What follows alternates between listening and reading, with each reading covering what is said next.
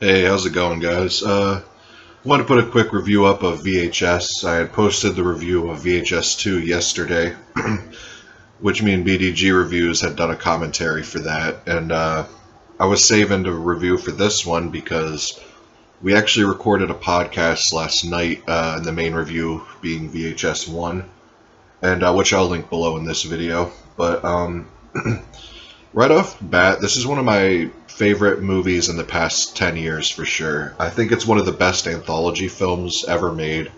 I think in 20, 30 years down the road, when they make a list of the best anthology films ever, I definitely think this movie will be on that list. Even the second one, I think if they were making like a top 10 or top 15, this and the second one would be on it. Everyone should know what this movie is. I mean, it was sold really well, it was really popular, so it's not like it's like a hidden gem or nothing. I think it's pretty universally known that this is a really good film. But it was original concept for the time. It's an anthology film. I think there's 5 stories and a wraparound, and they're all found footage, and which is really cool to me. I'm a big fan of found footage films. I know that's an unpopular opinion, but I just love found footage films usually, and I love anthology films. So this is kind of like a win-win. The wraparound, it's basically these like petty criminals. They're hired to find a videotape, so they break into this dude's house to look for these tapes, and the dude's dead on a chair, but they're still just watching the tapes looking for it. And that's how you're introduced to these stories. The first one, it's like a succubus story, I think what you call them.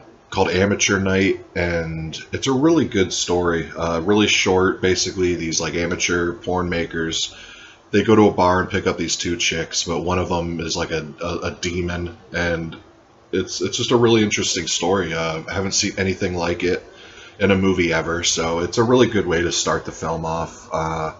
The second story, Second Honeymoon, I really dig that story too, directed by T. West, and it's disappointing if you think of it in a way that like T. West has come out with some really good modern horror movies, and this is kind of like a weaker segment of the whole thing.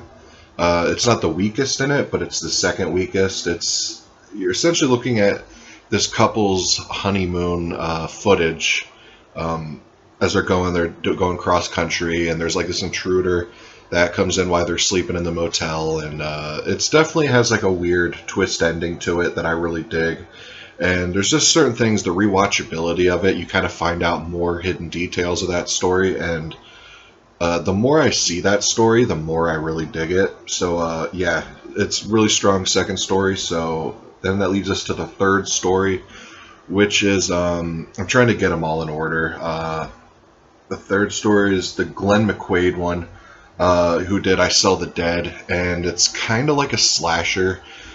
Basically, this girl brings this group of her friends to the woods because she wants to use them as bait to lure this killer that she ran into years ago. But it's not a normal killer. He's kind of like a glitch. He's static and everything comes up when he comes in, and it's literally the weakest story of, I think, the first 2 VHS films.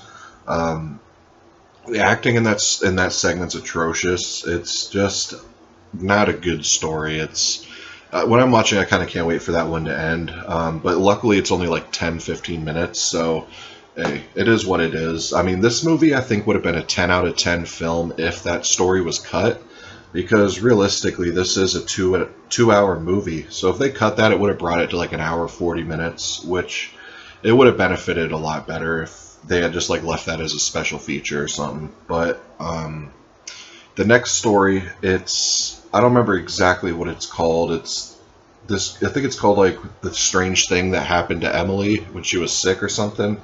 And it's directed by Joe Swanberg, who was an actor in You're Next, and he acted in the second story, The Second Honeymoon.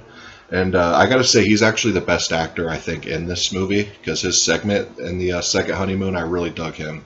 But this story's really interesting. You definitely gotta watch it a few times to fully get it, like what's going on with it. But it's all filmed on Skype, and this was before the Den and Unfriended and all that, so it was innovative at the time to do that whole thing on Skype. But it's this dude, he's talking to this girl, and the girl's complaining that there's like a bump inside of her arm, and he's telling her, you know, not to worry about it, all that, and she thinks her house is haunted.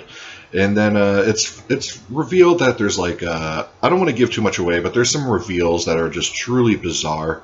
But I think the thing that makes this story stand out is the ending. It's kind of like a chilling ending, and you find out what he's doing, which I'm not going to give away, but you find out what his motives are. He's doing to multiple women, so it's a really cool ending for that story. And the last story, 10/31/98, it's I think the best story in the whole entire VHS franchise. You know, I really love Safe Haven from Part 2, but this segment I think is amazing. It's done by a team of filmmakers called Radio Silence, and which they did Southbound, and which was another amazing anthology film, which I did a review for that film on Body Bags. But basically, it takes place on Halloween night, 1998, and these kids get invited to a Halloween party, and they go to the house and they end up stumbling upon a actual satanic ritual happening in the attic. And once the satanic worshippers end up seeing this group of kids that witness what they're doing, all of a sudden the house starts like freaking out. Like it's the effects in it are really good. The soundscape on it is amazing. It's one of the freakiest, if not the freakiest, haunted house story I've ever seen. You know what I mean? Like, I've seen a lot of haunted house movies, and it's shocking to me that this, because it's the longest segment in the whole movie, justifiably so. But it's crazy to me that of all the years haunted house films have been around, that story was actually the freakiest to me. But it has a chilling ending. I love that story with a passion. That 30-minute segment's worth the price alone of this movie. It's definitely a gem. Like I said, one of my favorite anthology films. If there's a chance that you haven't seen this, definitely check this out. Like, you're doing yourself a huge disjustice, or whatever you call it, not seeing this. Like, every horror fan should see this and own this in the collection. But yeah, comment below, because I am interested in how many people share my same opinion that this is like a modern classic. And then if you don't like it, I'm really curious as to why, or if it's just you don't like found footage. I can understand you not liking it, but yeah, I'm a really big fan of this movie. I love it. One of the best in the past 10 years for sure. And Part 2 is a really worthy sequel. So if you love this movie, pick up Part 2. And I saw Part 3, and I don't like it, so I'm not even going to bother picking that up. So I just don't dig Part 3. I think it actually just sucks. But there'll be a link below in the description for the podcast where we actually have a really good discussion about this movie. I think it's me and BDG Review's best podcast episode, because we really do break that film down segment by segment, and it's just one of my favorite reviews we've done. Now, tomorrow I'll be posting a video, basically an unboxing of the most expensive box set I've ever bought in my life that I'm having shipped from Grindhouse Video, but that'll be here tomorrow, and there's a couple other movies included in that box that I ordered from them that I'll be glad to unbox, and we'll have some reviews up for that. So I'll see you guys tomorrow. Peace.